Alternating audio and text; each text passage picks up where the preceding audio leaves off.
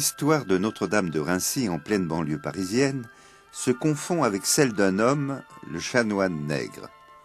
À peine installé à la fin de la Première Guerre mondiale dans sa charge de curé, il reçut d'un inconnu une très importante somme d'argent à condition de faire construire au Rincy une nouvelle église. La somme, si importante fut-elle, ne parvenait pas à couvrir tous les frais. Il fallut l'obstination du curé et la générosité de ses paroissiens pour mener à bien ce projet.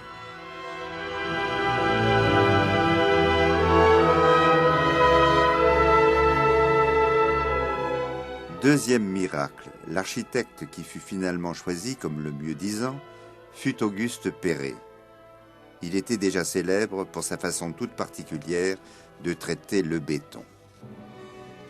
Ainsi, les colonnes de l'édifice sont toutes semblables. Elles ont été coulées dans des moules avec cannelure, sans autre ornement. Minces, très espacées et détachées des parois, elles lancent leur verticale avec une légèreté saisissante. Telle paraît Notre-Dame de Rincy dans le dépouillement et la richesse de sa robe de ciment. La foi des constructeurs a su marier intimement matière et lumière. Quand je suis entré pour la première fois dans cette église, il y a une grâce qui vous saisit, à cause de la couleur d'abord et de la lumière qui vous choque, et à cause aussi de la croix glorieuse qui est au fond de l'église. Il y a vraiment une ambiance très, très mystique, très forte qui vous prend. Bon, il y a un certain nombre de gens du Rincy qui ne sont jamais entrés dans cette église parce qu'elle est en béton, parce que le béton c'est pas beau, parce qu'une vraie église elle est en pierre et pas en béton. Et puis un beau jour, venant à un enterrement ou à un mariage, ils entrent dans l'église et eux aussi sont saisis à leur tour, y compris s'ils ne sont pas tellement croyants d'ailleurs. Il y a quelque chose qui les touche profondément. Et c'est vrai que c'est une grâce aussi pour un prêtre de passer du temps dans cette église, de célébrer l'Eucharistie, d'y célébrer les différents sacrements, d'y accueillir les enfants pour le catéchisme et de leur faire découvrir aussi petit à petit cette grâce de notre église, Notre-Dame de Consolation. Ainsi témoigne le père Jean-Pierre Houillon, actuel curé de la paroisse. Mais l'intérêt de Notre-Dame de Rincy ne réside pas seulement dans l'architecture, mais aussi dans les vitraux qui tapissent les murs et qui ont été conçus par Maurice Denis et mis en forme par Marguerite Huret. Dès le premier vitrail, l'Annonciation, s'affirme la manière ample et forte de l'artiste. Adepte pendant un temps du moderne style, il en a hérité d'un certain baroquisme. Ainsi, son ange semble animé par le souffle de l'esprit.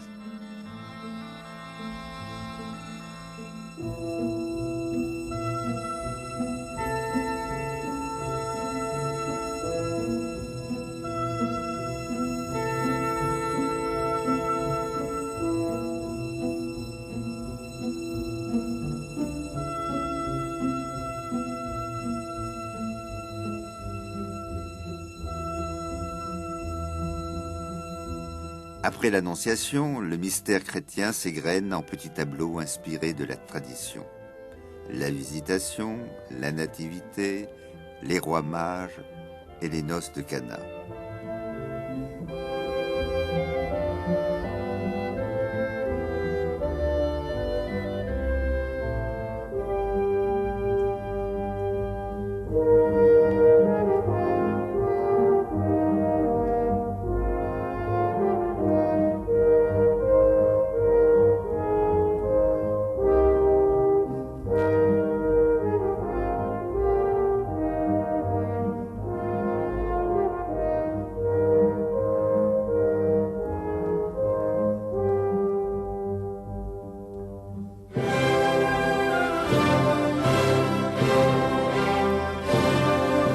Pour la Nativité, Maurice Denis privilégie les lignes sobres et apaisées.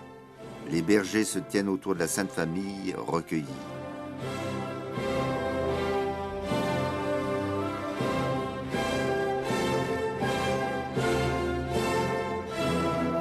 À la beauté formelle, l'artiste préfère le silence intérieur et le mystère.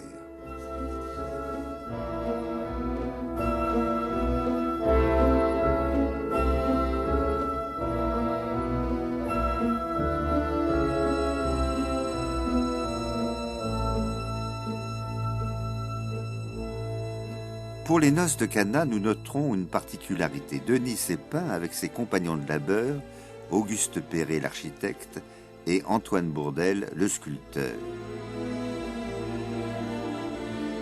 Vis-à-vis, le chanoine Nègre, le maître d'œuvre de l'Église, les contemple avec reconnaissance et avec joie.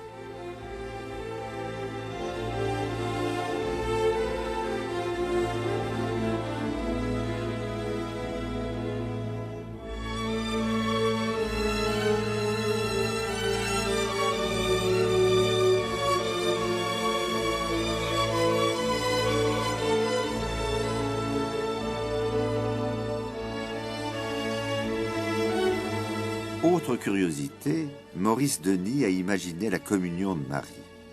Imaginer, c'est bien le mot, car rien dans les textes ne permet de penser que Marie ait reçu la communion des mains de Saint Jean. Aux théologiens qui s'offusquaient de cette interprétation quelque peu hasardeuse, Maurice Denis répliquait « J'ai mes propres intuitions ». Autre intuition mystique, l'artiste rend compte d'un miracle dûment attesté mais non avéré. En 1914, les poilus auraient vu la Vierge qui serait apparue pour stopper l'avance allemande. Ainsi, sur le vitrail, on peut remarquer la Vierge et les poilus, mais aussi les généraux, Joffre, Gallieni, Monoury et les fameux taxis de la Marne.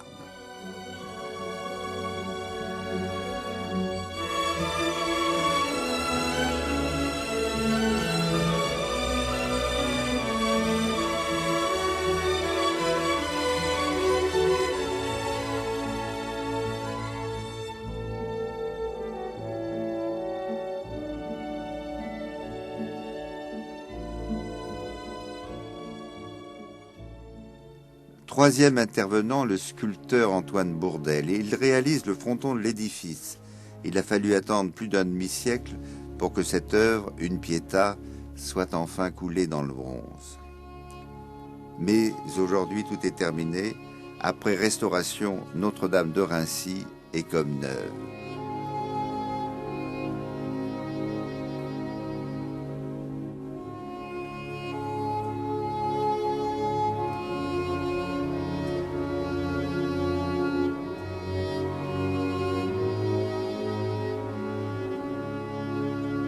Cette église témoigne de la capacité des hommes d'aujourd'hui de dire le message de toujours dans un langage résolument moderne.